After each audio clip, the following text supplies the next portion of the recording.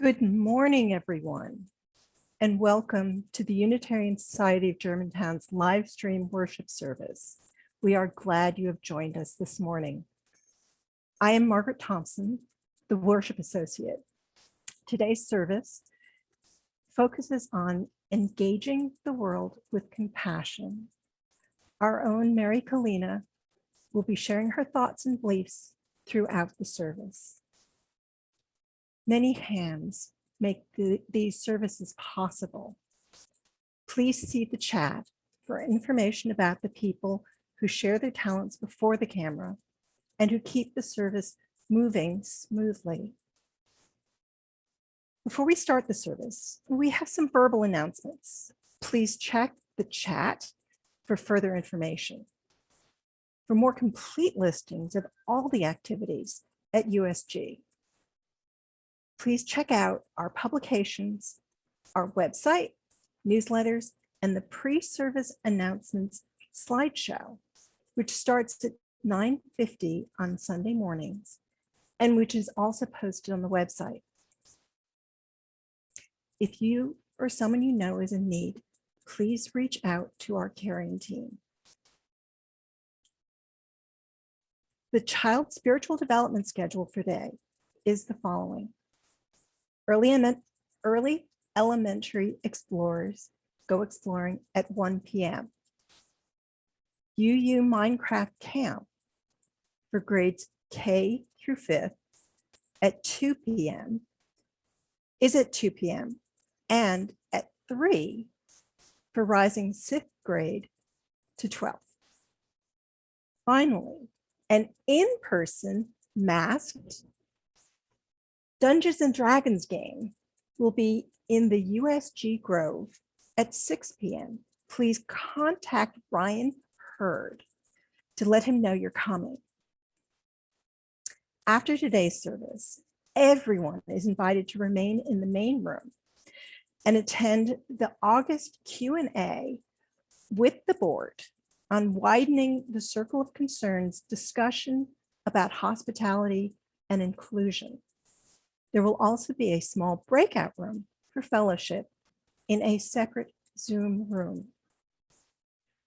The big USG news is that we will be opening the church doors for in-person worship for the first time since March 2020 on Sunday, August 22nd. We will follow the safety first policies and protocols laid out by our COVID task force and Moving Ahead Steering Committee. Look for a welcoming video in your email later today. Please note that starting August 22nd, services will start at 10:30 a.m., not 10 o'clock, to allow people time to change out of their pajamas. The service will also be live streamed.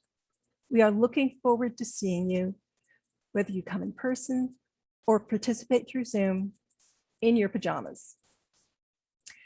USG and our Child Spiritual Development Committee have been assembling 50 back-to-school backpacks for homeless youngsters in conjunction with the Philadelphia Interfaith Hospitality Network. We are thrilled by the amazing generosity from our community. Many thanks to all the households who have helped bring us so close to our goal. We need one more pair of scissors and 3 more packs of markers by midnight tonight. Just click on the Amazon link in Thursday's communicator or the link in your chat. And now, let us pause our busy lives and engage our spirits, hearts, and minds for a time of reflection.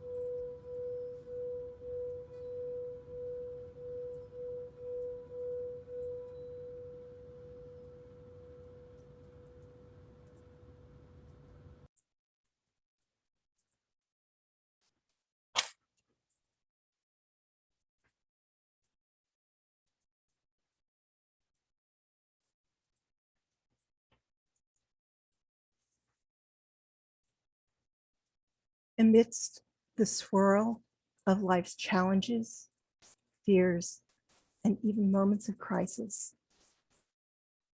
I make time to gaze at the night sky, to see the vastness there, and to remember that this moment in time is but a flicker, not an inconsequential flicker. For what I do and think now does matter. My work, though, is to let the debris of this world pass by while I anchor myself to what I know is true: love, kindness, compassion, and caring for this precious life.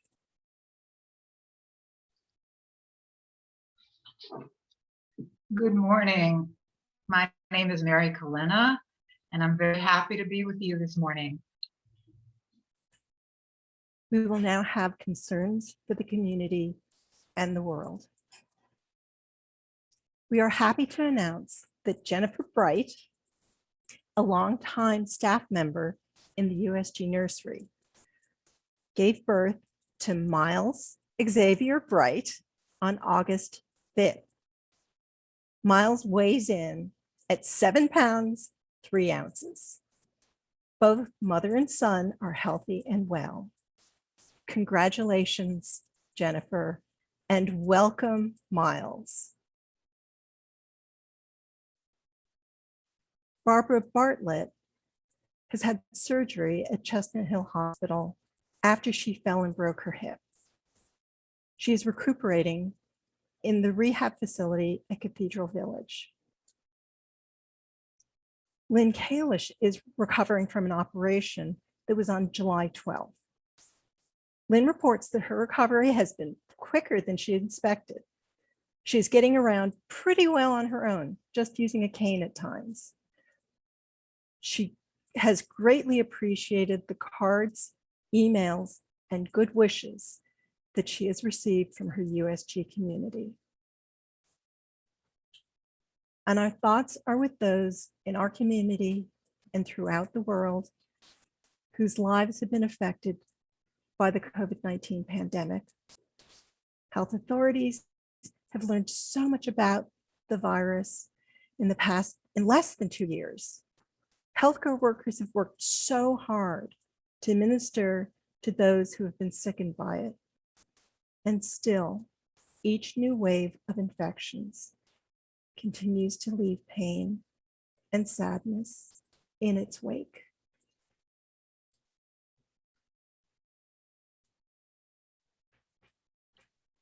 This morning's meditation is a forgiveness meditation taken from Ayya Khema, who was a Buddhist nun in Sri Lanka. And forgiveness, first of all, is about letting go of the past and the past that burdens us. So I invite you to get comfortable, sit in a way that's relaxing to you. You might want to close your eyes and put your attention on your breath. Take a deep breath in and a deep breath out.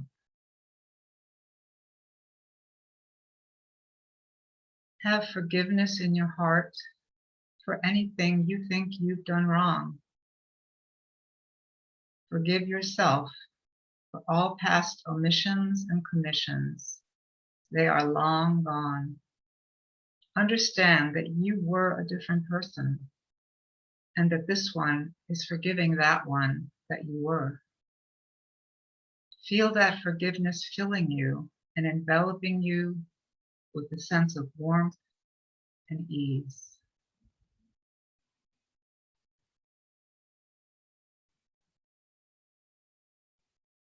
Think of any one person or situation or group of people whom you are condemning, blaming, disliking.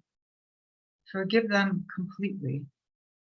Let your forgiveness be your expression of unconditional love They may not do the right things. Human beings carry much suffering, and your heart needs the forgiveness in order to have purity of love.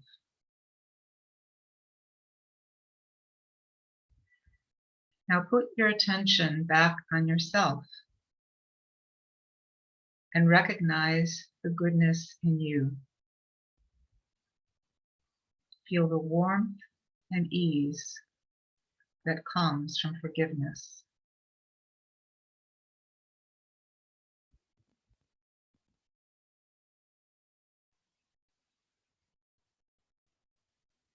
May all beings have forgiveness in their hearts. May all beings live with ease.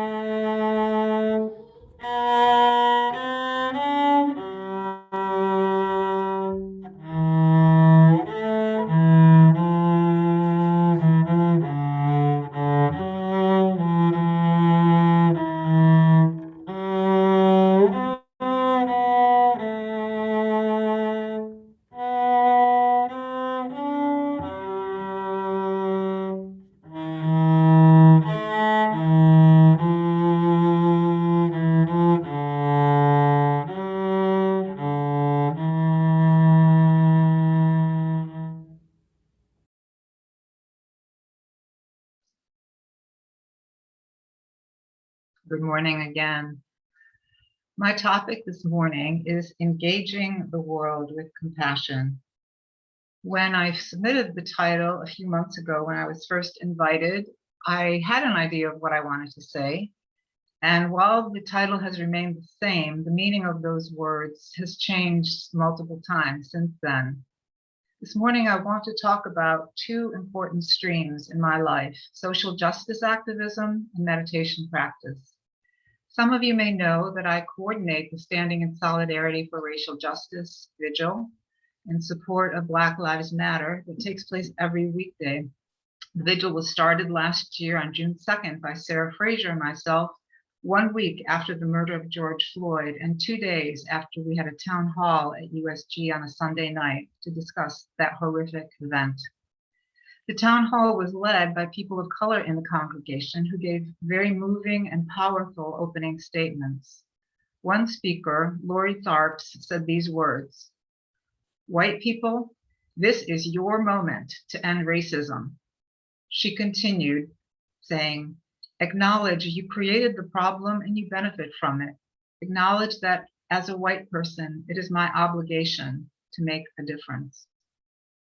Like many, I had felt devastated by the murder of George Floyd, the most recent in a long history of atrocities perpetrated against Black people by law enforcement in particular and a racist society in general. I felt strongly it was not enough and well past the time to just be talking about how we felt about it. We needed to act and to be visible. In the discussion that followed, I proposed doing something as simple as standing with a sign in front of the church on Lincoln Drive. Sarah supported my idea, and later that evening she texted that if I wanted to go out sometime, she would go with me. 2 days later, she texted again and said, "Do you want to go out today?" And I said, "Okay." The two of us went out during the evening rush hour on Lincoln Drive with our homemade signs. The reaction was immediate and overwhelming. Drivers, Black and white, began honking, waving, cheering, smiling, thanking us. The energy and the energy exchange between us and those going by was electric and overwhelming. It was one of those moments when you know you are in the right place at the right time, doing the right thing. And honestly, it felt like love. At the end of an hour, we looked at each other and said, "Well, I guess we'll be back tomorrow. And that's how it began. It was not planned to be a daily event or that it would last over a year or involve so many other people and get a lot of media attention and reach thousands of passersby each week as it has. We just took one step, the step that felt like the right step, the next right thing to do at that particular moment. I want to take a step back and say a few things about my own history and how I came to this moment. I have been an activist all of my life. The earliest instance I can remember is in about 8th grade, back in the day when girls were not allowed to wear pants to school, as some of you may be shocked to learn, especially the kids. To protest this unfair policy, I got together a group of my friends to all agree to wear pants on the same day. This is known as a direct action, but I didn't know that term at the time. I remember the excitement and the fear and the solidarity among us girls. I also recall being shamed by the school librarian who said she was disappointed in me and didn't expect that sort of thing from me, an honor student. She was wrong about me. And that was exactly, I'm sorry, have I had my camera covered this entire time? I'm very sorry. Expect from me from then on. We succeeded in getting the dress code changed, and it was my first experience of getting into good trouble. Later, I helped to organize the first Earth Day in my hometown, and in college, I got involved in anti-war activities, the women's movement, and other actions that were happening at the time. That was the early and mid-70s when a lot was going on. When I moved to Philadelphia, my activism continued. And in fact, one of the reasons I chose to move here was that I knew there would be opportunities for social justice work of different kinds. Whether I was also working full time or also going to grad school, I always made time for and prioritized activism. It was and continues to be what sustains me and helps to define me and my place in the world.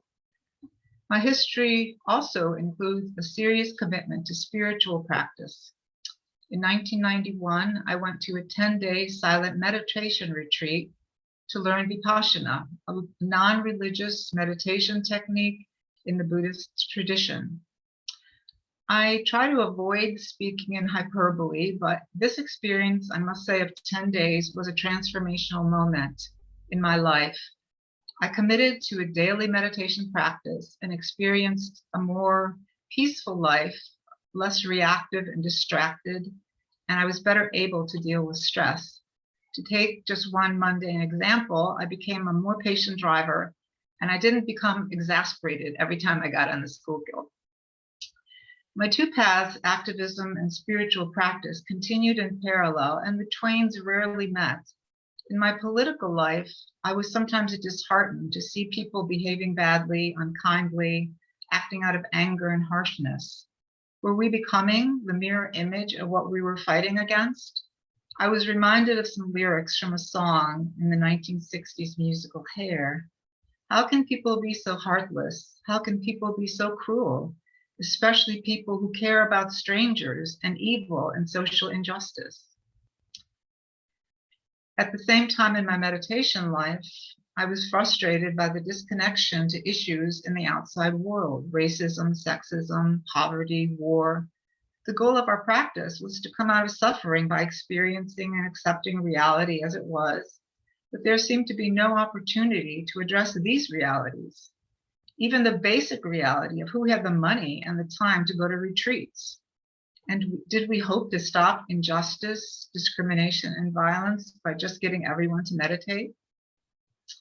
Some of my questions were answered when I discovered the teachings and activism of Thich Nhat Hanh, a Vietnamese Zen Buddhist master and monk who first came to attention in the West for his activism to end the Vietnam War in the 1960s and 70s. Some of you may know that Thich Nhat Hanh was a very important figure in the life of Dr. Martin Luther King. He is credited in part for Dr. King's decision to come out publicly against the Vietnam War. Thich Nhat Hanh wrote to Dr. King in 1965, describing the self-burning of Buddhist monks in a desperate attempt to call attention to the world to the suffering of the Vietnamese people. He said that because King was engaged in, quote, one of the hardest struggles for equality and human rights, you are among those who understand the indescribable suffering. And he concluded, you cannot remain silent. 2 years later, in 1967, Dr. King gave a now historic speech at the Riverside Church entitled Beyond Vietnam, Time to Break Silence. It was a courageous decision that was very controversial at the time and cost him support, even among some of his closest supporters. Dr. King was so impressed by Thich Nhat Hanh that he nominated him for the Nobel Peace Prize in 1967, 3 years after he received the award himself, saying, I do not personally know of anyone more worthy than this gentle Buddhist monk from Vietnam. Thich Nhat Hanh's anti-war activism was very different from that of others. In fact, he criticized some in the American anti-war movement for the approach they took, sometimes based in anger and even violence. He himself refused to take sides. He was against war and what he called the real enemies of man: intolerance, fanaticism, dictatorship, hatred, and discrimination. And he compared this struggle to the civil rights battle Dr. King was leading, which he said was, quote, not aimed at the whites, but only at intolerance, hatred, and discrimination. Because he did not align himself with either North or South, Thich Nhat Hanh became a persona non grata in both camps and was exiled from his homeland in 1967. He gained asylum in France, where he remained for nearly 4 decades, returning the first time to his home country only in 2005. Hanh was the first to use the term engaged Buddhism, common term now, but this was in 1954. This synthesis came out of the same kind of dilemma between engagement and spiritual practice that I myself was struggling with, and I'm going to quote from his book, Pieces Every Step. When I was in Vietnam, so many of our villages were being bombed. Along with my monastic brothers and sisters, I had to decide what to do. Should we continue to practice in our monasteries, or should we leave the meditation hall in order to help the people who were suffering under the bombs? After careful reflection, we decided to do both, to go out and help people and to do so in mindfulness. We called it Engaged Buddhism. Mindfulness must be engaged. Once there is seeing, there must be acting. Otherwise, what is the use of seeing? He founded the School of Youth for Social Services to go into the countryside, to establish schools and clinics, and help rebuild villages that had been bombed. Much can be said about this work, but one aspect of this program I wanted to highlight today was his requirement that the young people had to devote 1 day each week to spiritual practice and rest. He understood the tremendous emotional and physical demands of the work they were doing, the toll of the daily witnessing of death and destruction. He knew that if they did not replenish themselves, they could not continue and would quickly burn out, as we say today. This wise balance, an example of the middle path taught by the Buddha, was part of Thich Nhat Hanh's teaching throughout his life. In a talk he gave in 2013 at the Center for Compassion and Altruism Research at the Stanford University of the School of Medicine, which I was thrilled to hear even existed, there he spoke of the importance of giving compassion to yourself in order to be able to continue to give compassion to others.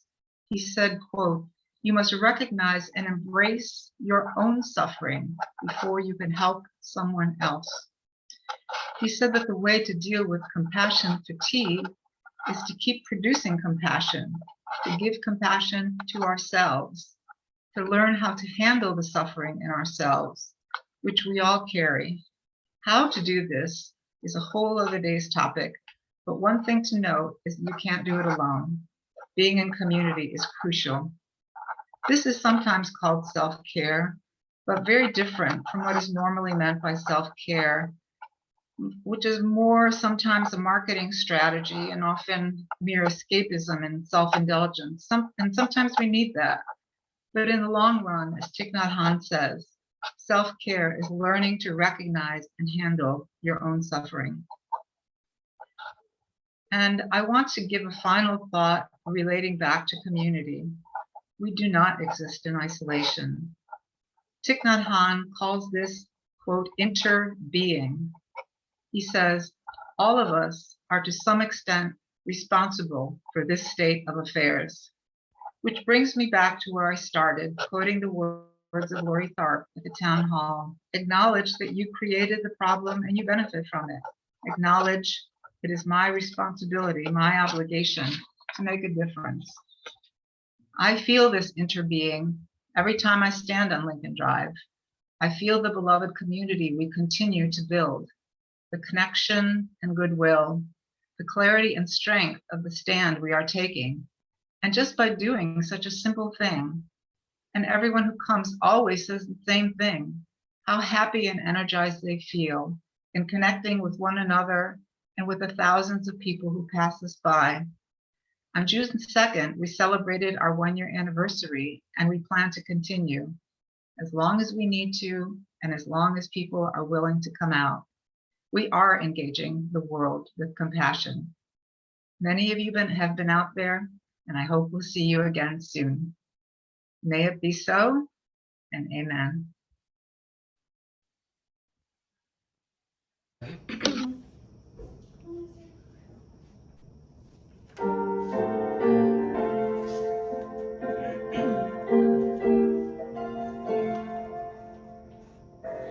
This is my song, O God of all the nations, a song of peace for lands afar and mine.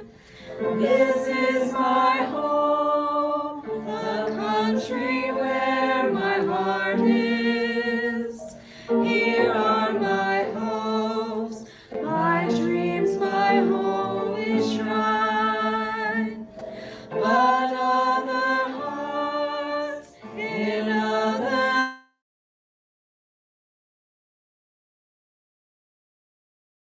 with hopes and dreams as true and high as mine. My country's skies are bluer than the ocean, and sunlight beams on clover leaf and pine. But other lands have sunlight too and clover, and skies are everywhere as blue as mine. Oh, hear my song, thou God of all the nations, a song of peace for their land and for mine.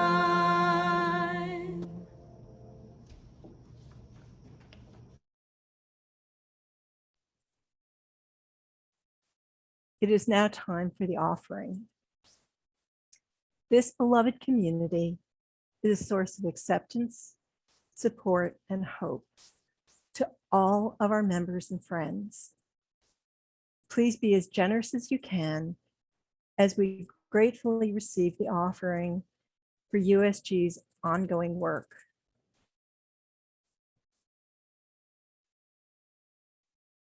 You can text your donation of any amount to 215-608-2660. For example, to contribute $20 toward your annual pledge, text the number 20, then a space, then the word pledge. To contribute $20 to the General Sunday Plate, text 20, space, son.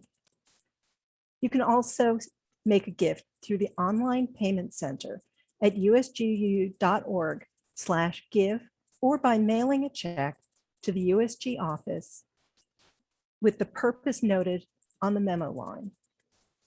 We are very grateful for your support. Our closing words today are from Audre Lorde, self-described Black lesbian, feminist, warrior, poet, mother. She dedicated her life and her work to confronting and addressing injustice and battled cancer for 16 years of her life. She wrote these words while simultaneously doing the work of engaging the world and caring for herself. I had to examine in my dreams, as well as in my immune function tests, the devastating effects of overextension. Overextending myself is not stretching myself. I had to accept how difficult it is to monitor the difference. Necessary for me as cutting down on sugar, crucial, physically, psychically. Caring for myself is not self-indulgence.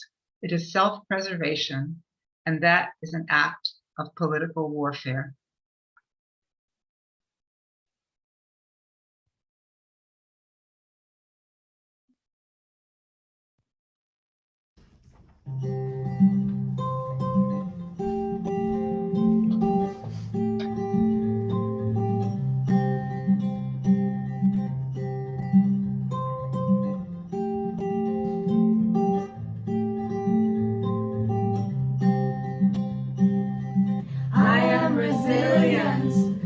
Trust the movement, I negate the chaos, uplift the negative. I'll show up at the table again and again and again. I'll close my mouth and learn to listen.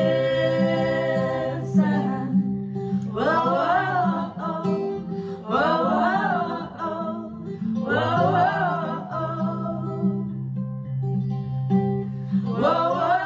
oh, whoa, whoa.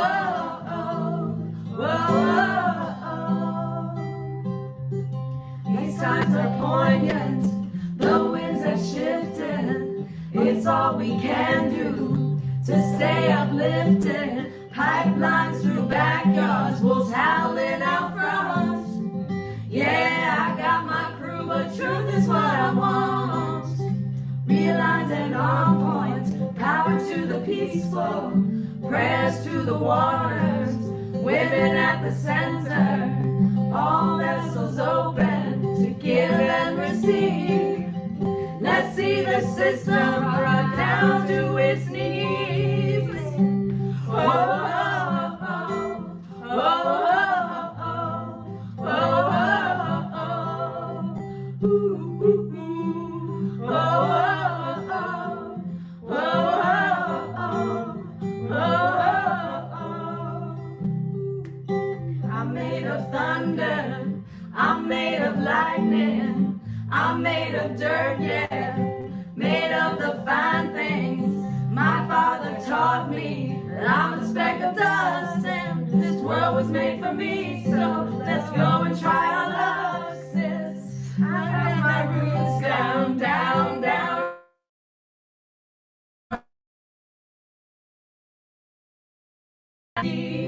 I got my roots down, down, down, down, down, down, down, down, down, down, down deep. I got my roots down, down, down deep. I got my roots down, down, down deep. What are we doing here? What has been done?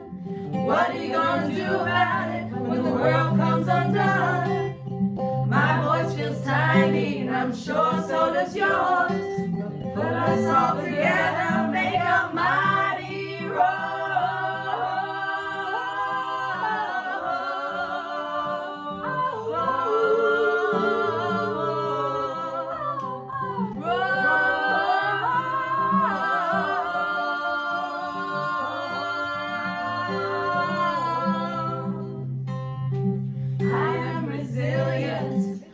Trust the movement, I negate the chaos, uplift the negative.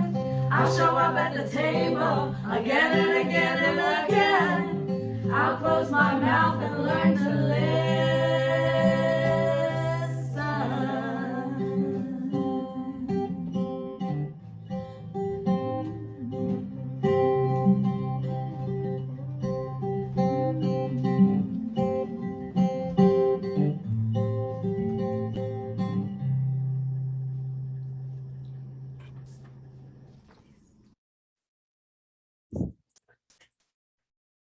I will now extinguish the chalice as we transition back into our lives of community and service.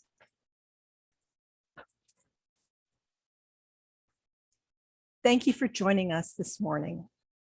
I also want to give many thanks to Mary for her wonderful sermon, very thoughtful, thought-provoking sermon, and for the other readings that she selected for this service. I also have great admiration for Becky Horner, who helped curate the music for this morning, as well as perform it with other talented USG performers.